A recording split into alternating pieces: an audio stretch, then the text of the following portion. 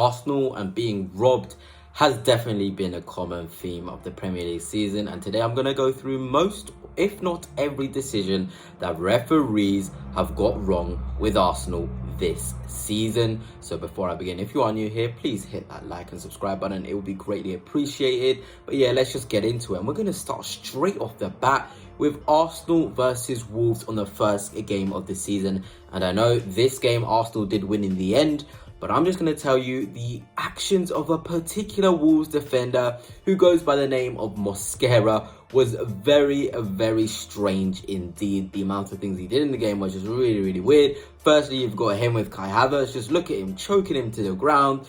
Then you've also got the incident with Gabriel Jesus. It is clear to see that he had definitely a mission on that day to do some sort of harm to Arsenal. In the end, it didn't impact the result. But again, the referees, how can you not see this? You know, if we're going to allow this sort of violent conduct in the game, then what's the point? I mean, what is the point? Like, what Mosquera did, firstly, the choke slam, that's a red card in itself. Secondly, why is he doing that to Jesus? There's absolutely no reason for that. But at the end of the day, the referees didn't pick it up. And Arsenal went and had to play against 11 men when probably they shouldn't have. But yeah, let's just quickly go on to the next game. And I'm sure every Arsenal fan is seething very much so from this game against Brighton. And this one did actually impact the results of, Arsenal. In the end, we only got 1 point from a game where we should have and would have got 3 if Declan Rice was actually able to finish the full 90 minutes. But let us just begin, with the João Pedro incident, kicking the ball away. Yes, he kicked the ball away. If you're not going to caution him for kicking the ball away, you can't caution the same, or, in the same game, you cannot caution a player for doing the same thing. It is an absolute joke, really. And to this day, maybe it is a red card, but at least have some sort of consistency across the game. How are you not going to give João Pedro a booking as well? And what made me angry is not to, later on, Liverpool had the same situation with Dominic Szoboszlai. He was on a yellow card and he kicked the ball away. I think it was against Nottingham Forest, and the referee did absolutely zilch. So we're on about this consistency in the game, and I'm seeing absolutely none of it, and it's starting to get on my nerves, because honestly, if we'd beaten Brighton, that would be another win on the board, and we would have only dropped points to, Manchester City. Now, what a start to a season that is, Gunners. Only dropping points to Manchester City with 10 men as the only sort of result where we did drop points. It would have been absolutely phenomenal, but the referee had to just go on and just destroy the game, to be honest. An absolute joke. And yeah, just seeing the backlash from the game as well, the way the referees were sort of defending the refereeing decision. I talk about the guy that goes on Sky Sports, on Ref Watch. Nobody seems to enjoy giving Arsenal any sort of, not credit per se, but giving Arsenal any sort of sympathy when they have been hard done by. It seems really difficult for pundits and just everyone to do that, which is a massive shame, because in the game we want fairness, and if we're not getting fairness, then what's the actual point of, doing or playing the game that we love to see and watch? But yeah, let us just move on to the next game, and I'm sure a lot of us still have this in our mind. Arsenal versus Manchester City at the Etihad Stadium. You know how high the stakes are. You know how much every team wants to win this game. You know the repercussions. As early as it was in the season, these are title games. You have to win. You cannot lose. You've got everything to gain, but everything to lose. There's just some games that come like this. Arsenal v Liverpool, City versus Liverpool. These games literally are so high stakes. You need refereeing decisions. You need common sense. All of these are so important, and unfortunately, we didn't see common sense used by the referees, and it's just so disappointing. We obviously start with the Leandro Trossard thing, kicking the ball away, absolute joke. The referee has to use his common sense. Nobody wants to see 11 versus 10, first and foremost. And secondly, Trossard couldn't even hear the whistle. The whistle came, so quickly that Trossard really already had kicked the ball away.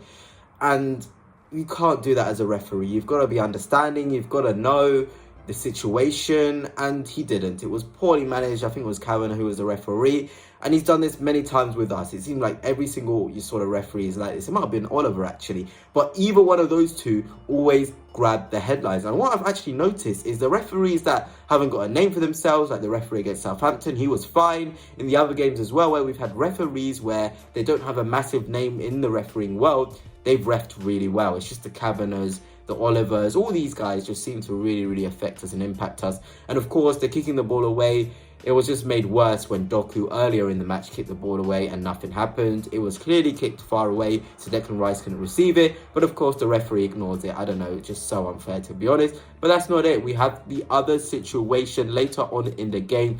Erling Haaland, I stand by this, should have been sent off. Absolutely should have been sent off. I'm very shocked to this day that he hasn't been sent off, because he had 2 separate actions, if not 3 actions in the game where it's just unacceptable. Firstly, City score the equaliser, fair play, jammy goal, picks up the ball and just smashes it into the back of the head of Gabriel. You can't do that. You absolutely cannot do that. That is assault. If Gabriel, as I've said before, got a concussion, got a long-term injury from that, the narrative would have been different. And I don't know what VAR said. I think they just said sporting incident. That is a joke. And for the first time, I actually saw people after the game supporting Arsenal and agreeing that that was an absolute joke from Erling Haaland. And when that happens, it isn't fair. So first and foremost, that could have been a direct red card, or at the very least should have been a yellow card, because you can't let that happen. You cannot have a player just decide and have the free will to throw the ball at the back of someone's head with so much power. We know Haaland has the power, and that's exactly what happened. Move on, literally 25 seconds later. I do not know why Erling Haaland was so fired up for this game, literally was bashing into players. The Lewis Skelly thing, Haaland just wanted to smoke with absolutely everyone. And yeah, I don't know what he was doing with Thomas Partey. Whistle blows, he just absolutely rummages into the front, or into the back rather, of Thomas Partey. Yes, Havertz did something similar to Rodri, but if you actually watch the Rodri and Havertz clip, Rodri moves into the line of Havertz's run. Partey's just stood still. Haaland can move out the way. Haaland doesn't move out the way. Bashes into Partey. No repercussions. No yellow card. No nothing. It is so poor that we see it. I don't know if it's because Haaland is a household name.